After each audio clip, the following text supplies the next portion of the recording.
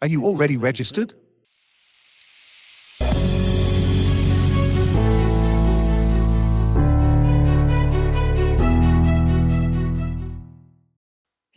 Have you ever heard of PFAS? Probably yes, in the last few months, because in the media it has become more and more a topic.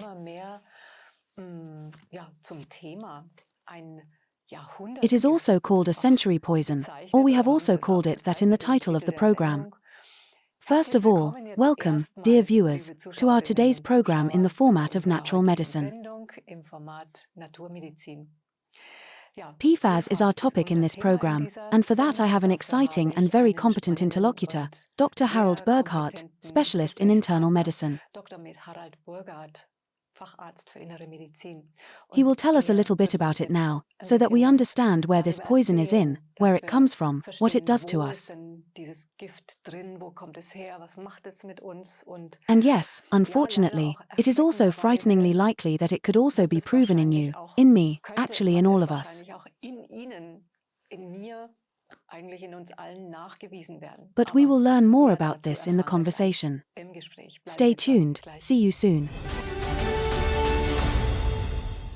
Hello, dear Harald, hello and welcome. Hello, Alexandra. Yes, we have a not so nice topic, PFAS, that you have brought with you and that we want to talk about now. But we can't discuss it away. Above all, what I learned about you in advance about this conversation, it's hair-raising, if I can put it that way.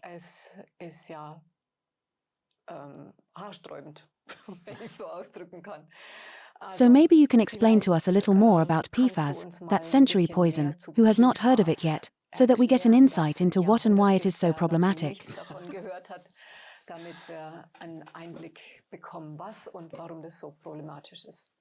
Yes, the media have picked it up. We have had more and more media coverage at the beginning of the year about the so-called century poison. Then you get scared when you read something like that. Poison is something bad, something dangerous. And century poison, that pushes the whole thing up again. What is PFAS? PFAS are chemicals that are fluorinated. Fluorine we also know from toothpaste, but these are certain chemicals that offer special benefits in the industry and so on. There are more than 10,000 artificially produced substances that contain these chemicals, with which we come into contact every day. And since you don't see them and don't smell them and don't feel them and don't taste them, you are not aware of the problem that can arise from this. What we have found is that these things are there, they are not dismantled, or if so, only for decades. And because they are used by us in many ways, they also enrich the environment. Because everything we use, throw away, but don't dismantle, accumulates. And also in the body. If you take such substances and they are not dismantled, then they enrich themselves and become more and more. And everything that is foreign leads to reactions in the body at some point. And this permanent burden of enrichment is a problem. And these substances have the nice advantage, they are water repellent, they are fat repellent, they are dirt repellent, and therefore of course suitable to be used in many ways. You can find them in raincoats. Each of us has a raincoat. You can find them in pans. We make our food in there. You can find them in dental floss, which you should use every day to clean the interdental spaces. But you can also find them in the chain grease of your bike or motorcycle. In cosmetics, which millions of people wear every day. In ski wax, I'm out now because I'm not a skier, but others are. Or in toilet paper, in burger paper, and so on. Simply in things that we use every day in everyday life. This is just a very small section from the various application areas. And the problem is, they are not only there, but they are suspected to cause cancer, to trigger the immune system, to weaken. This can spread pathogens. The body gets worse in killing tumor cells. It gets worse with dealing with inflammations. But also, for example, to lead to the suspicion of infertility. And then you see more and more that women cannot become pregnant, men cannot conceive children. That can be an advantage, but sometimes it can't. But all these things are triggered by toxins, which are supposed to burden us. And then you still find them in connection with a disturbed energy formation, because they block the energy formation, because the certain structures in the cells, the SOD, the free radicals, interfere. And then the cell can take damage in the energy formation. It burns itself, and then the energy formation goes down. And then you're 50, as weak as you normally would be at 80. And everyone says, if you go to a normal doctor, look how old you are, that's normal. That's not normal, that's made up, that's such things. Well, there's a list like that, which you can memorize. These are terms you can't pronounce. Perfluorododecanoic acid, and so on. I don't want to ask you to read it down. These are substances that fall into that category. And yes, then it was found that here is a map of Germany from NDR and so on, made available in the Tate score on February 23rd, among other things, that these substances were found in more than 1,500 places in Germany in a relatively high concentration. Research has shown that here from NDR, WDR, and SZ. And these come from chemicals that we use every day. Where does it come from that it is so concentrated in certain places? Yes, that was severely affected, where I come from, but also other places. Of course, it wasn't examined everywhere. But of course, in many of the places where it was examined, it was found that there were high loads. And where exactly they come from, that probably has to do with how something is used or produced, where something is emitted. I can't say that exactly. I just said, let's investigate, is that in people too? Or do you just panic with things that may not concern us at all? And you know, I do toxopheresis. That means I basically do a blood wash for environmental burden patients, where I filter toxins from the body and can prove them in the laboratory. This is how we treat chronic diseases, this is how we treat autoimmune diseases and chronic inflammation and much more. Yes, then I just have the first 4 patients who came that day. I took their LUAT at my own expense and had it examined additionally on PFAS. And we determined 24 substances. And these red bars that you see there, the red markings, they show what I found in the first patient, who is 56 years old. And then you see, of the 24 substances, she had 22. From borderline to high or very high. Then you think, wow, from 24 we find 22, that's a lot.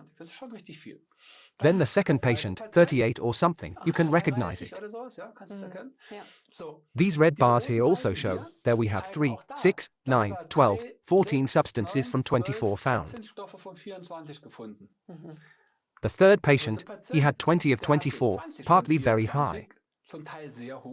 He is younger, 34. Yes, 34-year-old patient in this case. And these are all people who are sick. They come to me because they are sick. We just looked at that additionally. And the other one is a 62-year-old patient. And he also has in this case 21 of 24 substances. And then you think, wow, that's crazy.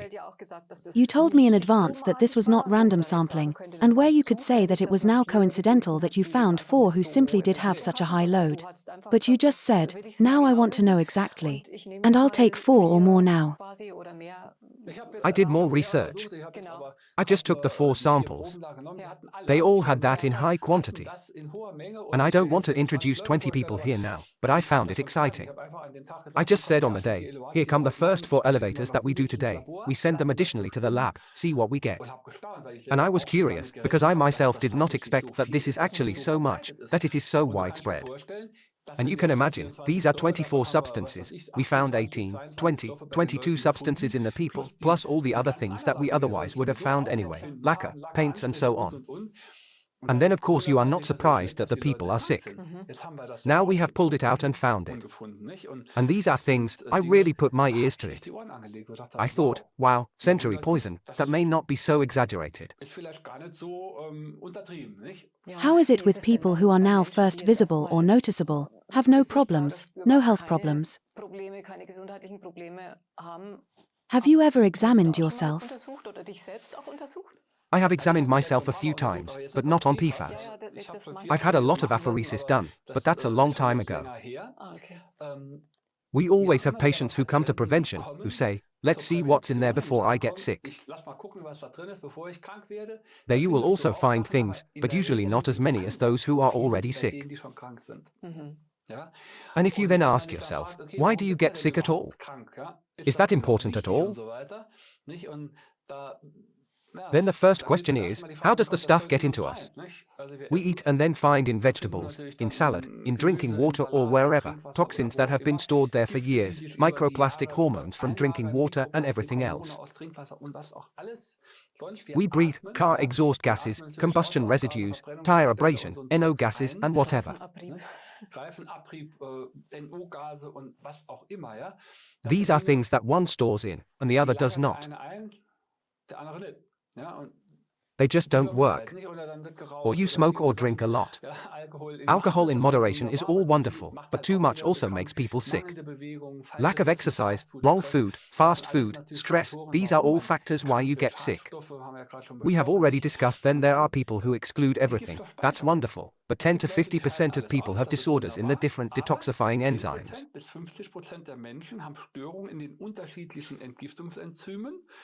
One cannot get metals, the other cannot get metals and combustion residues, the third does not get his medication metabolized, the fourth something else.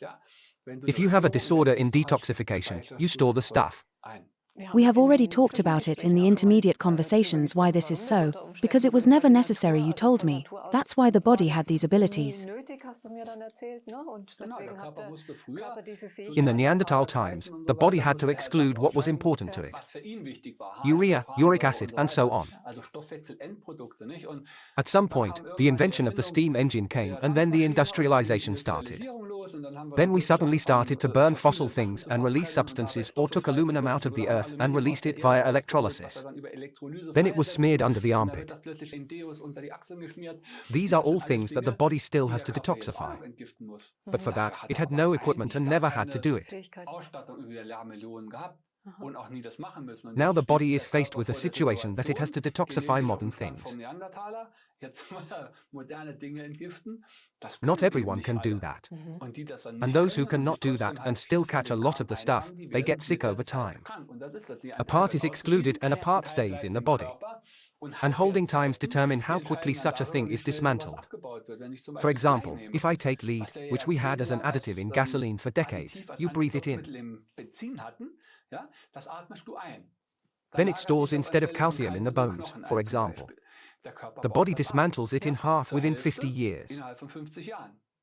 That means you have to get a few hundred years old to dismantle the amounts that you have in there. Or mercury from amalgam, for example, 20 to 30 years. That means in that time only half is still in there. Or aluminum, depending on the organ, also about 20 years. These are substances that are dismantled for a long time, 20 to 50 years. That means they work decades in your body. The longer they work, the more problems they cause. That's a problem that can make people sick at some point. Then there are complex interactions. Then you have a metal and an estrogen activating substance and an otherwise toxic substance. How they work together is individual. You can't predict that. There are no limits when there are 10, 12, 15, 20, 50 or more substances in the body that can tell you how it affects you individually. It's always a mosaic. We are always used to say in medicine, he has a headache, he has been drinking, he has a stomach ulcer, he has Helicobacter or he has this and he is guilty. But that's not how it works. You don't get chronically sick if you have one burden, but if you have a mosaic of 50 or 70 or 100 individual things, then there is also the stress and so on. That's the complicated part. That's why you have to find as much as possible, get as much as possible out so that the body can regulate itself again and then also be able to heal. I have already mentioned that it is such a rule that tells us when toxins that accumulate, which are not excreted, suddenly enter the body, then you immediately get sick, you immediately have a poisoning. Arsenic, in the past, it was used to eliminate unwanted people. That works immediately, that works miraculously, but if I take arsenic over the years, it also triggers cancer. The Habesha rule says, what lasts long at some point also makes you sick. And then why do you get sick? Foci of inflammation. Many people come and have either a chronic sinusitis or even more often tooth decay.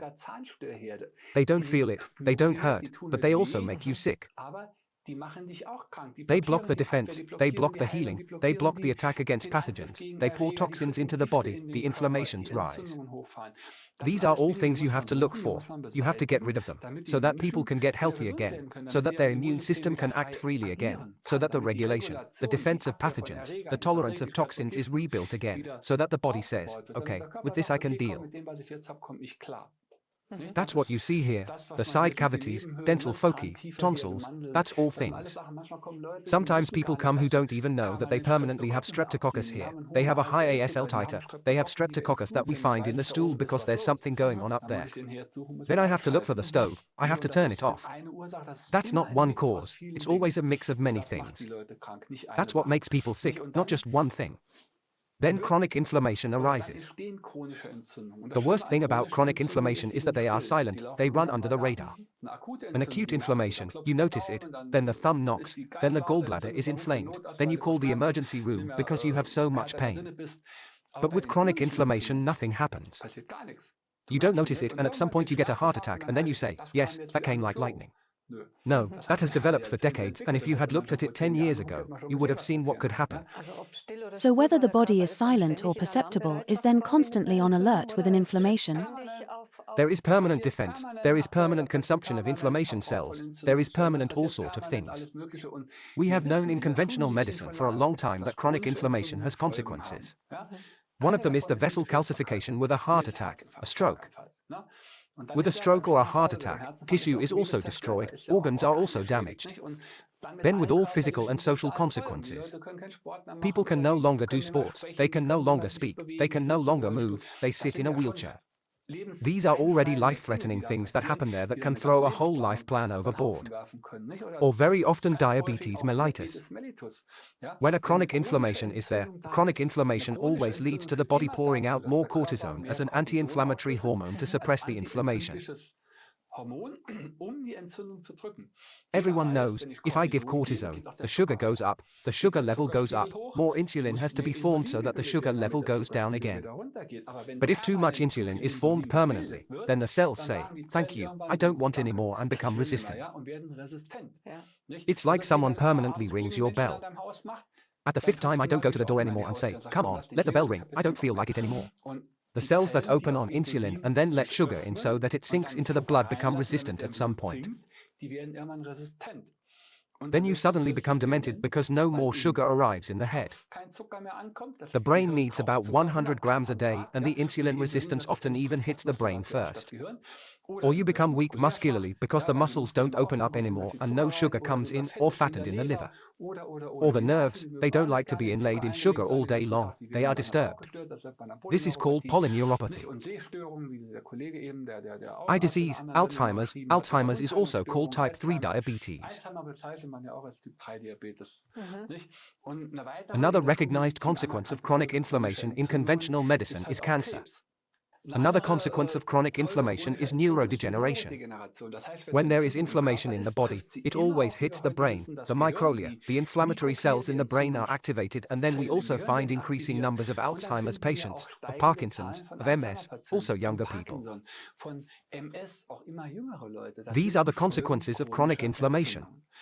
And hormonal disorders or overload of the thyroid, then it comes to Hashimoto's, to subfunctions, the adrenals are weakened.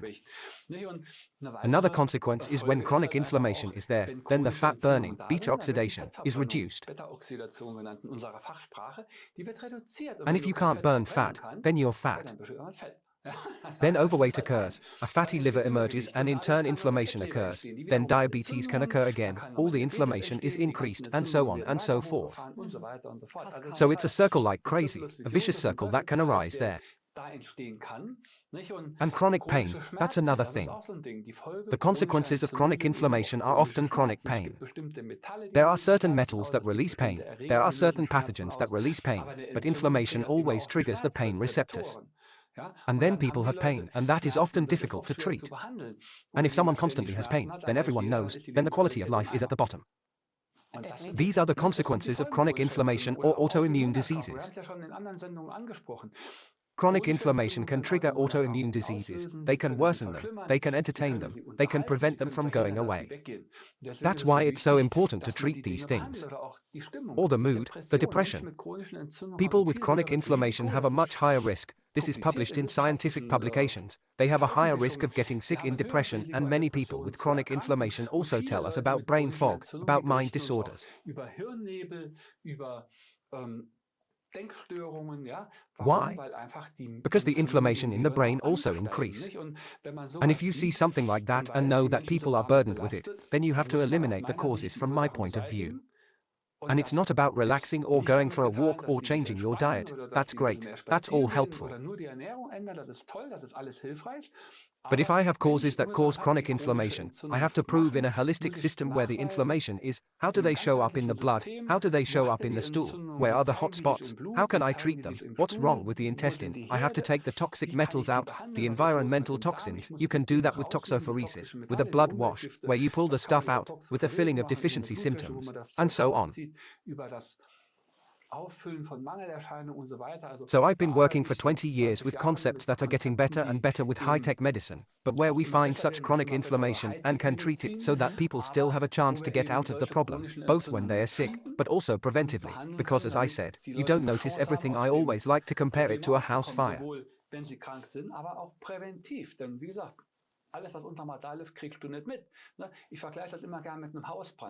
If the house is on fire, everyone sees that, then you run, then you get a fire extinguisher or the fire brigade, but if there's a fire that's going on under the carpet, until you notice that, a lot has already happened, and that's a house fire, it's not an hidden fire, that's what makes it so critical. We just talked about therapy methods, or you briefly touched on it, for the stress caused by PFAS.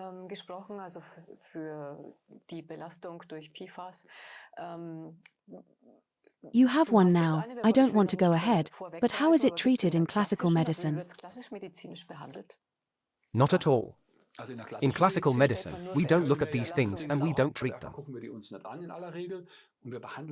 Of course, if someone has a chronic disease, he has diabetes, then he gets drugs that lower the sugar. If someone comes and has an autoimmune disease, he gets suppressive measures so that the immune system in its inflammation hunt for its own cells is somewhat reduced. If someone has depression, then of course he gets drugs that intervene in serotonin change or wherever, but we don't go into the causes, we don't look at them at all, and we don't do anything about it, but we let it run and see that it works better for the person.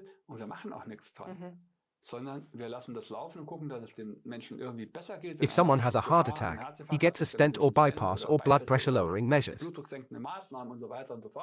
But as I said, these are symptom-oriented therapies that save many people's lives, no question about it. But if I also try to bring in the quality of life or even reduce or stop the process, then you have to go into the causes, and that's nothing that we learned in conventional medicine in our university education, which you don't do standardly.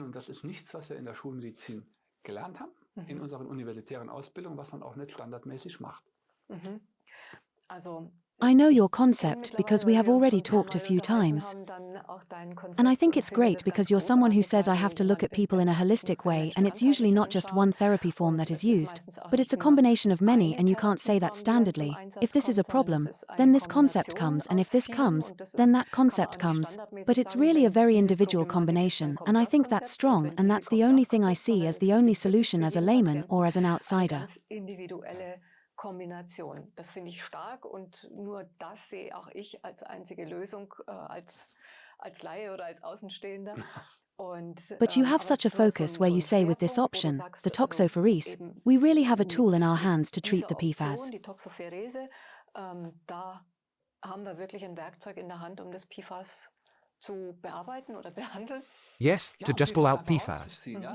So what we just saw, these are toxins that we did not detect in the blood and said, look, he has them in the blood.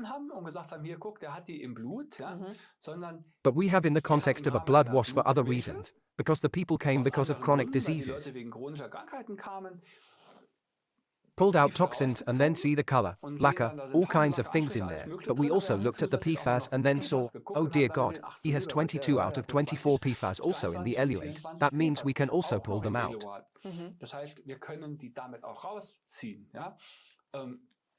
Not 100% in one treatment, that is quite clear, but we can reduce the load, and the more toxins, pathogens, and so on that are in the body, the lower the chances that your organism will recover. That's what we see, that's what we can measure, what we can prove. And I don't know any option to get these things out of the body. I only know this option, and I say I know the market relatively well because I'm active in the market. And you are above all someone, that's how I got to know you, who has tried a lot, because you say I want to test everything and want to see what this does, what that does, and then concentrate on what you say works well. And that's why you also wrote on the flags to make this Toxopheresis more known, that there is a solution for more people, for problems like PFAS, which is now in the big picture. Gibt für Probleme wie PFAS, das uns jetzt im großen Rahmen dann eigentlich auch bevorsteht. And logically not everyone can come to you, but we just need more therapists who work with it, right? Absolutely. You brought a nice concept to the table, you with a partner, and where it is also possible that therapists connect to a network, and where also patients or interested people who say I would like to have information, I would like to be tested, where they can find contact persons. Patienten oder Interessenten, die sagen, ich möchte da Auskunft haben, möchte mich mal testen lassen, wo sie Ansprechpartner dann finden können. Can you tell us something about that before we leave this conversation? Yes, gladly. We have a problem where you read again and again, it gets bigger and bigger and bigger and bigger, and it can't be treated by a single person. And that's why I, together with a colleague, said here we look that we create a platform where other doctors also get the opportunity to send their patients to such a therapy or even carry out the therapy themselves. And that's what the company MedSelect does. It trains the colleagues if they need training so that we are all on the same page. We have created a platform where different specialists with different experiences can also exchange within the framework of swarm intelligence, so that the eye doctor who has a problem, or the nephrologist or the urologist or whoever has a problem with patients can also ask others, how do I do that? Or what do I have to pay attention to here? But above all, we have managed to install centers in Germany and also in other countries where people can go, so that not only one person is there who can do it, but also this enormous number of people who are looking for help can also be picked up in other places.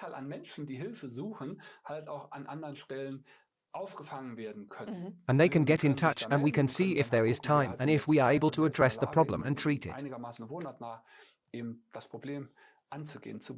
Can you briefly say where you can find it for our TV viewers? Personally, you can find me in Wadgast, in the beautiful Saarland. Otherwise, at www.med-select.de you can say what you would like to have, and then you can find out who is able to care for the patient. Sagen, was man gerne hätte, und dann kann man dann dort erfahren, wer wohnortnah in der Lage ist, den Patienten. Then the patient can still decide whether to go to one or the other. But this is the contact point where you can find out who could help you. Auch erfahren kann, wer einem helfen könnte. What I find particularly useful about your concept is that you also develop a large database where you anonymize the patients logically with age and their conditions in order to generate more knowledge about relations. Also anonymisiert logischerweise, erfasst mit Alter wahrscheinlich und mit ihren Zuständen, um daraus dann letztendlich auch wieder mehr Wissen zu generieren, ne, über Zusammenhänge. It is always important when you do a therapy for 20 years to prove whether the stuff you do works or whether it is ineffective. Zu beweisen und auch zu gucken, funktioniert der Kram, den man macht, oder ist es einfach nicht effektiv, ja? Und, in order to prove it, you need data, and a lot of data, so that it is statistically relevant. We have laboratory data for all patients, and we also do flow analysis so that they can be used anonymously as an evaluation to prove how the therapy works, to what percentage we can reduce, and so on. One of our scientists is my wife, who has been working in science for many years in well-known organizations like RKI and so on. She works with us and evaluates our data and creates publications and case reports. Great, okay. Dear Harald, we are unfortunately already done. I could learn a lot more from you in this interview. This time about PFAS and solution possibilities for this burden that is so important to us. Belastung, die uns jetzt eben einfach in so großem Maße ins Haus steht, weil We continue to produce more and more wir substances, produzieren and immer that will mehr not change so Stoffe quickly in our und profit-oriented das wird society. sich so schnell nicht verändern lassen in unserer in unserer profitorientierten Gesellschaft. I hope there will Ich be a hoffe auch, da turnaround, gibt's but irgendwann until mal eine then Wende, PFAS aber will probably eben continue bis to dahin rise. wird PFAS noch weiter ansteigen, sehr wahrscheinlich. Also hohe Wahrscheinlichkeit. Thank you very Aber much for the vielen Dank presentation für of die this tool that Vorstellung can be auch a good help here. dieses Werkzeugs, das hier eine gute Hilfe sein kann. But Aber to um stay in nochmal your in deinen words, it Worten is auch mal always zu bleiben, important es not ist to immer use it wichtig, as a single dass man es element, nicht but als always in einziges Element combination with other einsetzt, elements, sondern so immer that you in der actually get to the Kombination solution. mit Thank anderen you very Dingen, much, dass man Harald. dann wirklich zur nachhaltigen Lösung kommt. Vielen Dank, lieber Harald. Sehr Very gerne. Danke gladly. dir, lieber Alexander. Thank you, Alexandra. Liebe Zuschauer, ich Dear sage auch zu viewers, Ihnen, I also say to schauen Sie you das to nächste take a Mal look wieder again rein next und time and take passen care Sie of auch auf yourself. sich, Stay bleiben Sie attentive, achtsam, vigilant, wachsam and loving und to liebevoll yourself. zu sich selbst. We Wir have haben now jetzt talked about gesprochen über PFAS, PFAS, something that probably should also be etwas, diagnosed with each of was us by wahrscheinlich now bei if you would jedem von investigate uns it, and that we don't mittlerweile have a solution everywhere zu yet. But that a diagnostizieren solution is wäre, already wenn on man the es way, which untersuchen hopefully, würde. thanks to Dr. Und dass wir noch nicht überall eine Lösung haben, sondern aber dass schon eine Lösung auf dem Weg ist, die sich hoffentlich dank Dr. Med Harald Burgard Burgard will fleißig spread weiter more verbreitet. diligently. Also, So I'm ich happy freue if mich, you wenn Sie tune wieder in so again einschalten next das nächste time. Mal. Bis dahin Until alles Liebe then, für Sie. bye.